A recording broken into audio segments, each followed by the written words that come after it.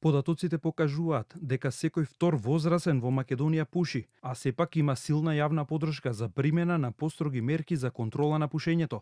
Дури 90,2% од граѓаните се запознаени со предложените законски измени, а мнозинството поддржуваат конкретни мерки.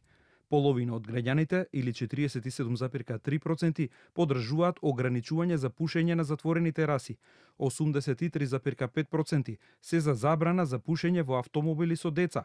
Да се забрани рекламирање на нови никотински производи, се изјасниле 63,1% од анкетираните, покажува истражувањето на аналитика Think направено по повод 31 мај, светскиот ден без тутун, кој оваа година се обележува со глобален фокус на заштита од изложеноста на чад и спротивставување на зависноста од никотин. 90% од пушачите, зборувам, од пушачите, значи оние што се редовни пушачи, поддржуваат зголемување на цени на цигари, што до некаде ја потврдува и ефикасноста и на даночната политика како една од клучна мерка за намалување на употребата на тутун.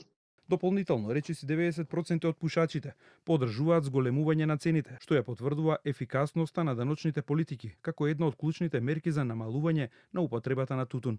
Според најновите наоди од Националното репрезентативно истражување на аналитика, 53,8% од возрастните користат тутун или никотински производи, додека 50% се активни пушачи на цигари, што ја позиционира земјава меѓу оние со највисока распространетост во Европа.